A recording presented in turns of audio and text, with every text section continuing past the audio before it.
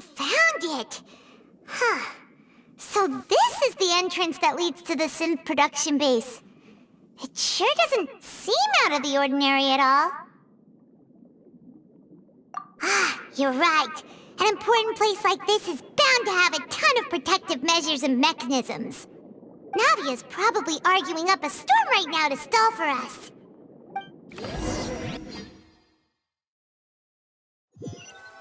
It would appear that I must repeat my question again, Mr. Tartaglia.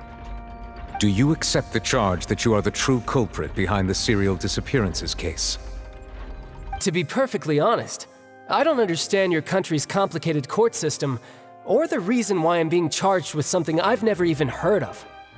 However, I did hear that people who have been charged can choose to participate in a duel to clear their name. Is that right? In which case, as long as I accept the charge, I can have an all-out fight with that champion duelist Clorend, right? I've got to admit, that's one of the most enticing offers I've ever received. When I privately sparred with her last time, she was obviously holding back. Real disappointing. Hey! Don't you understand? You're currently the prime suspect for a major case. This isn't the place for you to be looking for fights. Oh? Sounds like the Hydro Archon wants to lecture me on the ways of the Opera House. Then why don't you duel me too? I'm the kind of student that learns best in the heat of battle. No. That's not what I meant. Alas, it would appear that communication with the defendant is going poorly, and we have made very little progress. In that case, let me explain everything from the very beginning again. The goal of this trial is to determine the culprit behind the serial disappearances case. That case had nothing to do with him. You've got the wrong man. Huh? What's going on? Why is she interjecting again? I told you it couldn't be one of the Fatui Harbingers. Miss Navia, this is the second time you've interrupted the court proceedings. I only tolerated your behavior last time because you were able to provide the court with a key eyewitness. But that was an exception rather than standard court protocol. I can very well charge you with contempt of court for your interjections. Oh, please. Did you ever think I had any respect for this place's pointless theatrics? We can put that discussion aside for now. I'm not here to argue with you. I'm here to charge the true culprit behind the serial disappearances case. And if my charges prove true, then Tartaglia here will be proven innocent by default, correct? Oh, a young lady has charged in and offered to clear my name. How fascinating. Well, I'd gotten half bored to death by all these rules and procedures anyway, so I'll take you up on that offer. So, Your Honor, is there nothing else for me to do now? You may take a seat for now in the audience, but that doesn't mean the suspicions against you have been lifted. Now then, Miss Navia, who is the person you would like to charge instead? That person is...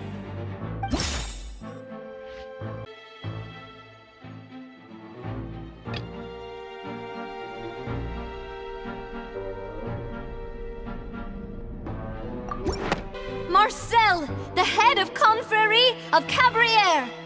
Huh? What confrérie? Never heard of them in my life. I've heard of them, but weren't they Spina di Rosula's sister organization? Oh, is this going to be a friends to enemies type situation? Please let me remind you, Miss Navia, that charging someone is an incredibly serious matter. Committing to the charge also means taking on the legal responsibilities associated with it. And if the charge fails, depending on the circumstances, you may also be charged with the crime of making a false accusation. Knowing this, do you still wish to charge this man? Yes, I do. In that case, I declare the charge to be valid. Miss Navia and attorneys, please take your places on the court. Members of the guards, please contact Mr. Marcel right away so that he may stand trial.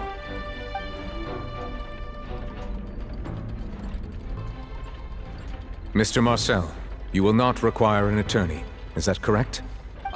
Apologies. It all just happened so quickly. I still haven't figured out what's going on. I think an attorney won't be necessary.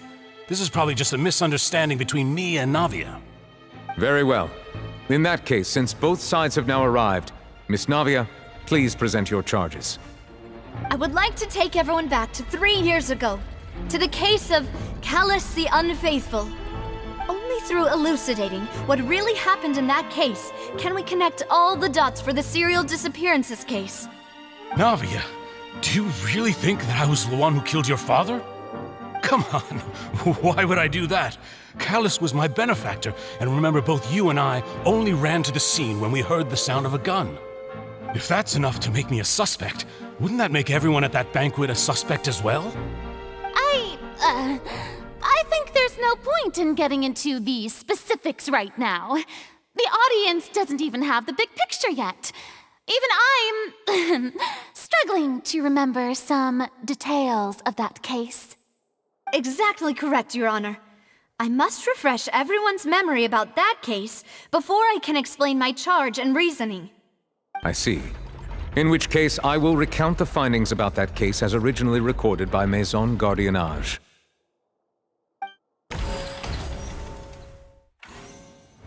On the day of the murder, Spina di Rosula hosted a large banquet in a countryside estate owned by the Confrérie of Cabrières. During the banquet, all attending guests heard 2 gunshots from the courtyard.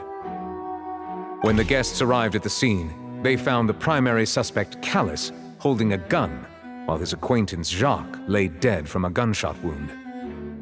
The guards' investigation did not recover any other firearms from the scene. As a result, they concluded that the suspect's first shot must have missed, while the second must have taken Jacques' life. The suspect did not dispute this conclusion, and also declined to defend himself in court. Instead, he chose to prove his innocence through a duel. Callus was defeated by champion duelist Clarande in the ensuing duel, and soon succumbed to the injuries. These are the known facts about the case.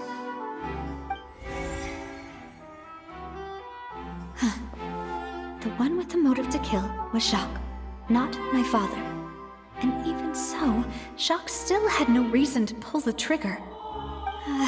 In truth, the third person shot Jacques first, and was shot in turn by my father when my father seized the gun from him. After that, the true culprit turned the third person into water, erasing all traces of him from the scene. Thank you for the summary, Your Honor. Of course, the guard's conclusion appeared quite sensible to us at the time. However, we should revisit the case now that we've gained new information about the abilities of water from the primordial sea.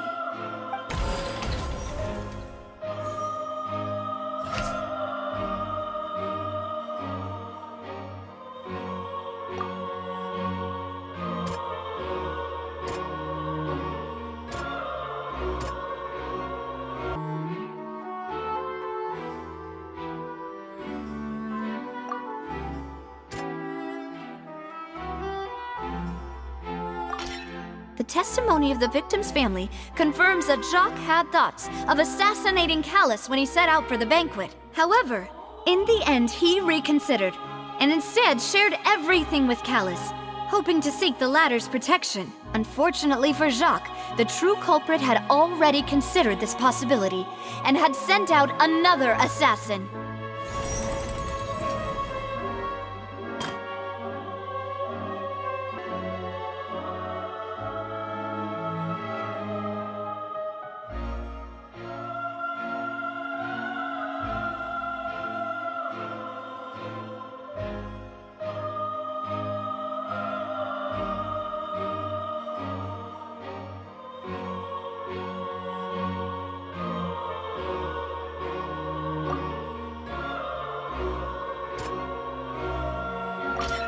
This assassin first shot Jacques, then turned to shoot Callus, only for Callus to wrestle the gun from him and kill him instead.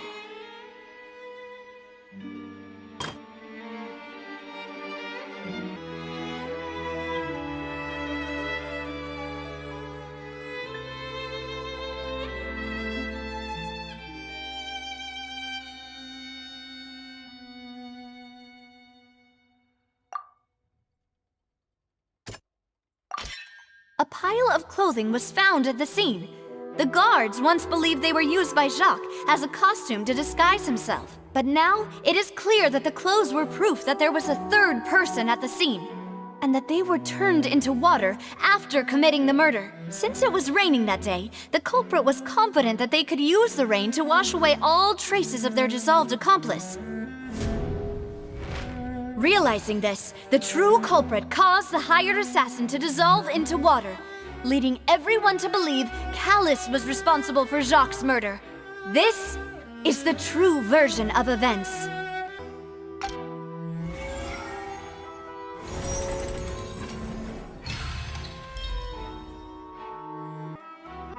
So that's what happened.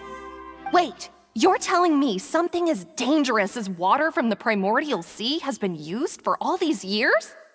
What a great theory. It also explains Callus' and Jacques' respective motives. I guess they didn't shoot each other after all. Mr. Marcel, you are the one being charged with the crime. You should provide a rebuttal if you wish to prove your innocence. But I think I agree with everything Navia just said. In fact, there was nothing in her speech that directly implicated me.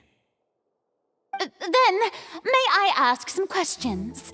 In my opinion, we primarily need to determine two things. One, do you have the evidence to back up your claims? I'm afraid not. At least not at this very moment. Boo! If you don't have any evidence, you should just go home! I may not have the evidence with me, but I know where I could go to collect it. If we look up the deserted clothes against a record of people who went missing around the same time, we should be able to find a match.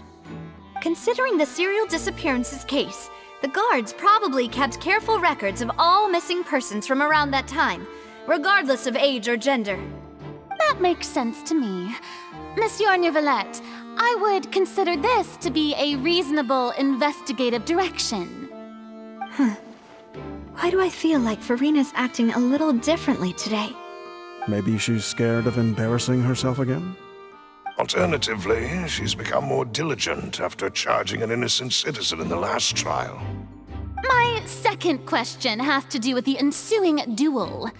If the truth is indeed as you described, then why didn't Mr. Callus explain himself in court? If he had testified that a person had been dissolved, he could have at least mounted a defense. I've thought about this too, and the answer is actually pretty simple. He felt there were things that were more important to him. The dissolving power of water from the primordial sea is an important secret for the true culprit of the serial disappearances case. My father could have exposed it for all to see, but he chose to take it to the grave. At that time, Spina di Rosula was in dire straits, and his reputation had already been shattered. He had no guarantee that going forward with the truth would allow the culprit to be brought to justice. What was certain, however, was that it would paint a gigantic target on my back. Boss once told me that Demoiselle had already been selected as the next target of the serial disappearances case. What? If the secret had gotten out, the culprit would have fought an all-out war with Espina right there and then. I wouldn't have been the only one in danger. All of us would have stood to lose our lives. Of course, the guards might eventually figure out the truth of the matter and determine that we were in the right. But what good would that do? How can a hollow verdict protect anyone? Had this opera house ever given my father any kind of confidence in its brand of justice, Spina di Rosula would have had no reason to exist. But by staying silent, we retained the ability to deter our opponents and continue the stalemate. I was able to become Spina di Rosula's president, which made me harder to target, as well as giving me more time to grow and learn. And once I have figured out the truth and stepped up to the challenge, I will do what this opera house cannot, and restore my father's truth and honor back to him. So, you mean to say, your father intended to die in the duelist's ring? That's right. Do you have any proof? Of course. All you need is to ask his opponent, Clarand. I don't need your apology, your guilt, or your support from the shadows. You don't have to do anything for my sake. But since he entrusted his will to you, Clarand, you should tell us the truth about his sacrifice. So, during the duel, did you believe that Callus was intending to die? Yes, I did. As a champion duelist, I've fought many battles and taken a countless number of dishonored lives. In my line of work, I've seen all kinds of people give their all for the faintest hope to continue living. Some were determined, others passionate, and some even manic and twisted. Just one look and I can tell if a duelist is hoping to live or if they're looking to die. I hereby swear on my name and honor as a champion duelist that Mr. Callus never intended to leave the ring alive. Since that's your testimony, I have no more questions. It appears there really are good grounds to reopen this case. I concur. However, Miss Navia, you still have not explained the link between your father's case and the serial disappearances case. Right? What she said was fascinating, but kind of beside the point. Wait, weren't they just talking about the serial disappearances case? Of course, Your Honor. The two cases are connected via a matter of timing. In my father's case, the culprit intended to kill both Jacques and Callus.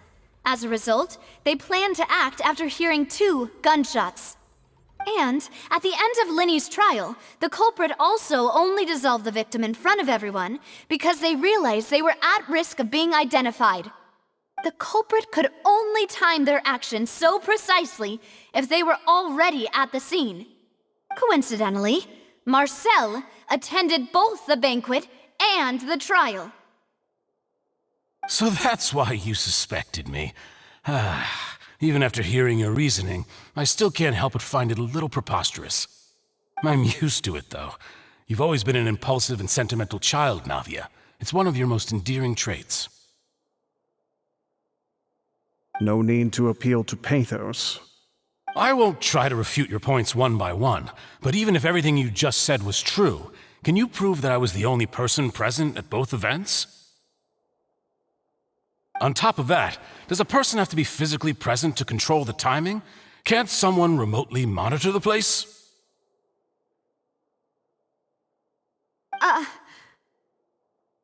Don't know what she can say to that. I know that even with that, you might still think you can reduce the list of suspects with some further investigations, until I'm the only one left on the list. Alas, who won't feel at least a little hurt by an accusation of murder from a girl you see as your own daughter? But if I were to dismiss this completely, you'd also think I'm not being considerate of your feelings. Ah well, let Uncle Marcel teach you another lesson. Do you know what the biggest flaw in your reasoning is? I suppose you're gonna tell me anyways. It's timing again. I'm a businessman by trade. From that standpoint, there's no reason for me to kidnap young women. It's a high-risk action with nothing to gain. In addition, I left my home in Snezhnaya when I was young to come to Poisson and work in some trade. My business only thrived when I received Callus's patronage.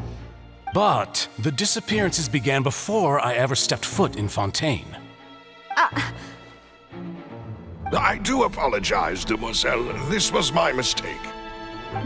No, it's not your fault. I'm sure he had come prepared. Is there anything else you'd like to say? Would you like to check the date of my first business license against the first known case of the serial disappearances? You can also take a look at my border entry records, or ask my friends and family when I left Snezhnaya for the first time. Could those records and testimonies do something to appease the unspeakable anguish in your heart? Seems like she got the wrong guy. At this rate, Navia will be convicted for falsely accusing him. I think you've done a superb job of dissecting your father's feelings as he neared the end of his life. But aren't you going against all of his wishes and expectations right now? He wished for you to become more rational, collected, and conscientious, instead of dwelling only on your own feelings. Once you've learned to be more considerate of others' feelings, and to stop rushing headlong into things, you'd have met most of his expectations. This isn't just about me, and it never has been. The biggest difference between me and the rest of the victims is that I still have the ability to search for the truth, while that same agency has long been taken from them. The people whose families were destroyed by synth abuse, the people who lost their loved ones to the serial disappearances, and the people who suffered tragic ends due to their sense of justice. Many people's images are flashing before my eyes. I'm sure some are coming to those of you in the audience as well.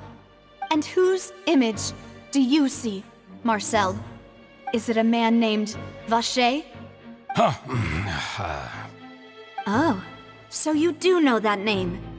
I'm merely surprised you'd suddenly say the name of someone I've never even heard of. I was waiting for you to say that.